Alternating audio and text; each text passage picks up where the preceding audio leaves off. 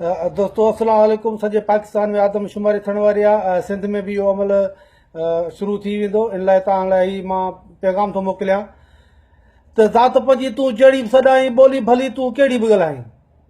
ज़ात पंहिंजी तूं जहिड़ी बि सॾाई, ॿोली भली तूं कहिड़ी बि ॻाल्हाई, पर रही तूं सिंध में सॾा बि सिंधी, मतां करी तूं फ़िरका बंदी। आदमशुमारी में सिंधी लिखाइजां, बिरोही बलोची न हिंदी लिखाइजां। आदमशुमारी में सिंधी लिखाइजां।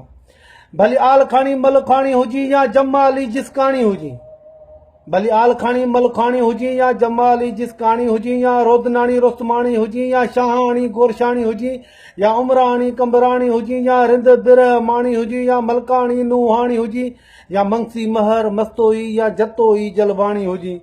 बुघियो हुजी या विघियो हुजी, या सियाल सोलंगी सेल रो, या जोखियो तू झतियाल हुजी। लाशारी या लिगारी, या ज़ोर हुजी या ज़रदारी, पर रही तो सिंध में सॾा बि सिंधी, मतां करे तूं फ़िरका बंदी। आदमशुमारी में सिंधी लिखाइजां, बिरोही बलोची न हिंदी लिखाइजां। आदमशुमारी में सिंधी लिखाइजां, बिरोही बलोची न हिंदी लिखाइजां। साईं चाडियो हुजी या चनो हुजी, या कुली कलोड़ो कच्छी हुजी, या मल्ला मरी माछी हुजी। अब्बासी या अबड़ो हुजी, या खावड़ खोड़ो ख़ासि केली, या खुश्क खोसो खोखर खंड हुजी, या भुटो भट्टी भंड हुजी, या लाखिर लाखो लुंड हुजी। जूणे जोया जोयो हुजी, या मङणे चोमण हार हुजी, या पोहर तूं पंहार हुजी। कुंभर कोरी कोरे चो, या कांधड़ो कोलाची हुजी।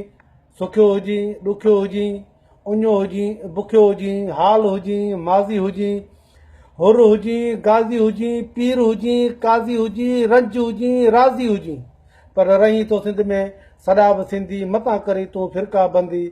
आदमशुमारी में सिंधी लिखाइजां, बिरोही बलोची न हिंदी लिखाइजां। ज़ात पंहिंजी तूं जहिड़ी बि सॾाई, ॿोली भली तूं कहिड़ी बि ॻाल्हाई, पर रही तो सिंध में सॾा बि सिंधी, मतां करी तूं फ़िरका बंदी। बिरोही बलोची न हिंदी लिखाइजां। आदमशुमारी में सिंधी लिखाइजां। महिरबानी।